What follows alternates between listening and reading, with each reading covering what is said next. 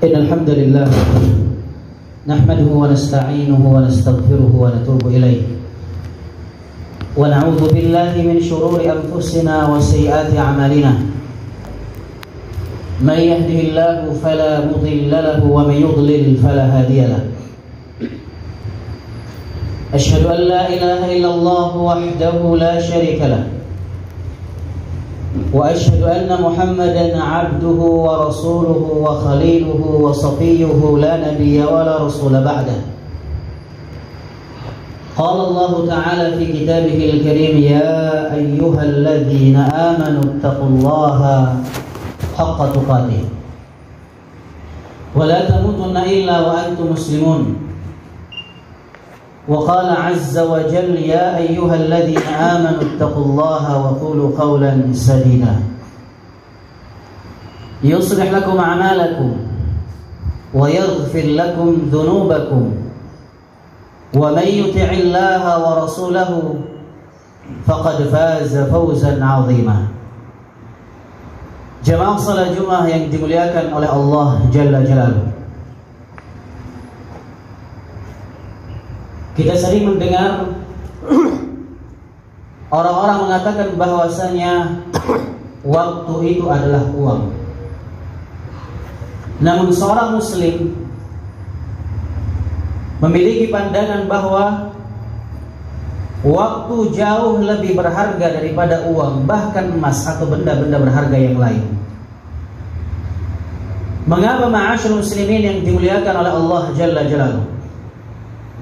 Karena ketika seseorang kehilangan uang, emas, dan benda-benda berharga yang lain, seseorang masih bisa mencarinya lagi. Bahkan untuk menambahkan 2 kali lipat itu masih bisa, masih ada kesempatan. Tapi ketika seseorang kehilangan waktu, jangankan 1 menit, 1 detik pun tidak akan pernah bisa kembali kepada seorang hamba. Oleh karena Imam Al-Hasan Al-Basri mengatakan, ya bani Adam, innama anta ayyam. Wahai anak Adam, sesungguhnya kalian ibarat hari-hari. Kullama dhahaba yawmun dhahaba ba'du. Setiap kali hari-hari itu berlalu, maka setiap itu bagian atau umur kalian itu akan hilang dan tidak akan pernah bisa kembali lagi. Oleh karenanya Allah Subhanahu wa ta'ala memberikan isyarat kepada kita akan pentingnya waktu bagi seorang muslim, dan waktu tersebut harus dijaga, digunakan dalam perkara-perkara yang mendatangkan keridhaan Allah Jalla Jalaluhu. Allah Subhanahu wa ta'ala berkali-kali bersumpah atas nama waktu di dalam Al-Quranul Karim. Di antaranya di dalam surah Al-Asr Allah mengatakan wal 'asri, demi masa. Di dalam surah Al-Fajr, wal fajri, demi waktu fajar. Wal lail, demi waktu malam. Wan nahar, demi waktu siang. Wad duha, demi waktu duha.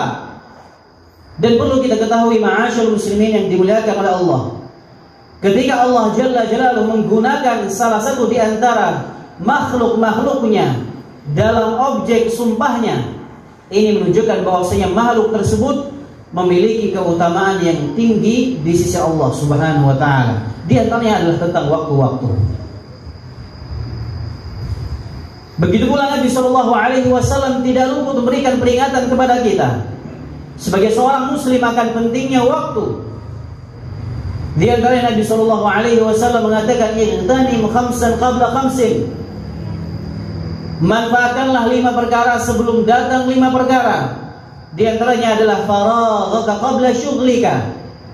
Manfaatkanlah waktu kosong kalian, waktu luang kalian sebelum datangnya waktu kesibukan bagi kalian. Di dalam riwayat yang lain Nabi juga mengatakan, ni'matani baghmurun fihima katsirun minan nas. Ada 2 nikmat di mana manusia sering terlupakan dengan kedua nikmat ini, sering terlalaikan, sering terfitnah dengan kedua nikmat ini. Yang pertama adalah nikmatus shihah, nikmat kesehatan, dan yang kedua adalah nikmatul faragh, nikmat waktu luang. Ma'asyiral muslimin yang dimuliakan oleh Allah Subhanahu wa taala. Di antara alasan Allah Jalla Jalaluhu menjadikan waktu merupakan perkara yang penting bagi seorang muslim, yang menjadikan Allah Subhanahu wa taala bersumpah berkali-kali di dalam ayat-ayatnya, adalah Allah menciptakan waktu bagi seorang muslim untuk beribadah kepada Allah. Tidak ada yang lain. Allah Subhanahu wa taala berfirman di dalam surah Al-Furqan ayat yang ke-62, "Wa huwa alladzi ja'ala lakumul laila wan nahara khilfatan liman arada an yadhakkara aw arada syukura." Dialah Allah yang menciptakan siang dan malam itu bergantian bagi mereka-mereka yang ingin ingat, yang ingin beribadah dan bersyukur kepada Allah Jalla Jalaluhu. Bagaimana kita sebagai seorang muslim menjadikan setiap detik waktu yang kita lewatkan di dunia ini sebagai perkara atau sesuatu yang bernilai pahala di sisi Allah Subhanahu wa taala. Dan itu bisa kita lakukan karena seorang muslim bisa merubah rutinitas kebaikan yang dia lakukan dalam sehari-hari menjadi ibadah kepada Allah dengan niat semata-mata karena Allah Subhanahu wa taala. Selama itu adalah rutinitas kebaikan, perbuatan-perbuatan baik yang mubah, kita bisa merubah itu semua menjadi ibadah kita di sisi Allah Jalla Jalaluhu. Artinya tidak mustahil bagi kita untuk merubah setiap detik kita untuk beribadah kepada Allah Jalla Jalaluhu. Ma'asyiral muslimin yang dimuliakan oleh Allah Subhanahu wa taala. Akan tetapi saat ini kita hidup di zaman ada sebuah tamu yang hampir mendatangi setiap dari kita. Tidak ada satupun di antara kita kecuali tamu ini pasti datang mendatangi. Tamu tersebut tidak lain dan tidak bukan adalah media sosial. Dan kita tidak bisa mengungkiri bahwasanya media sosial adalah media yang paling banyak menghabiskan waktu kita di zaman saat ini, di zaman sekarang ini. Bahkan tidak hanya bisa menghabiskan waktu sendiri, kita juga bisa menghabiskan waktu orang lain dengan media sosial yang kita miliki. Dan itu banyak terjadi. Namun jika usaha ini kita pandang, kita lihat media sosial dari satu sisi, kita akan melihat bahwasanya media sosial adalah nikmat Allah Jalla Jalaluhu. Betapa tidak banyak kemudahan-kemudahan yang Allah berikan kepada kita dengan adanya media sosial. Kita yang merantau ke tempat-tempat yang jauh bisa melaksanakan ibadah silaturahim dengan media sosial yang kita miliki.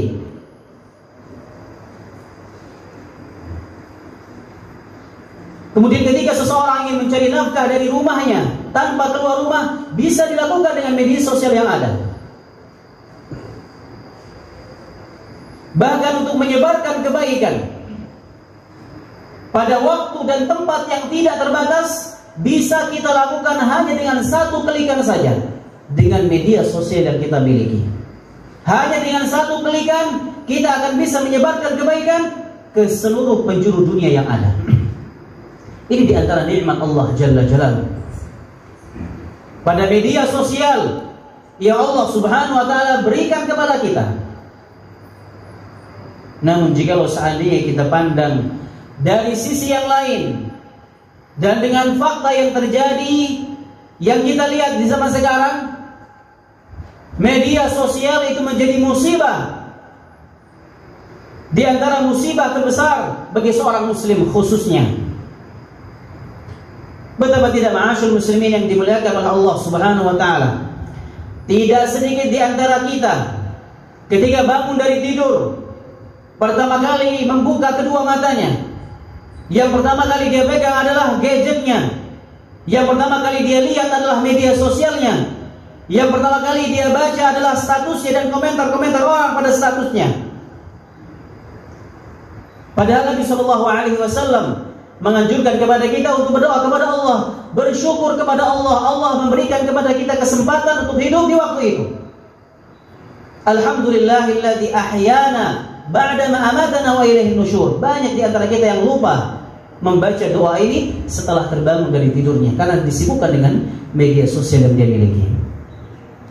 Tidak sedikit pula antara suami dan istri yang berada di dalam satu ruangan, di atas tempat tidur yang sama, namun seakan-akan mereka terpisahkan dengan jarak yang sangat jauh karena masing-masing di antara mereka sibuk dengan media sosial yang mereka miliki.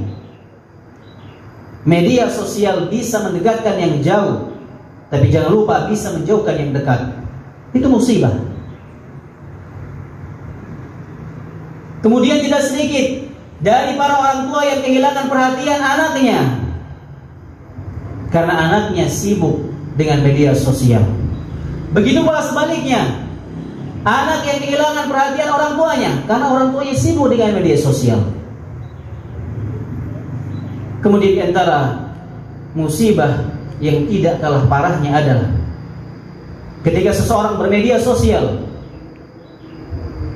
Banyak orang-orang soleh juga teruji dengan media sosial yang ada. Tidak sedikit di antara mereka mempublikasikan amal-amal soleh yang mereka lakukan. Sampai-sampai tidak ada amalan yang tersembunyi yang mereka sisakan di sisi Allah Jalla Jalaluhu.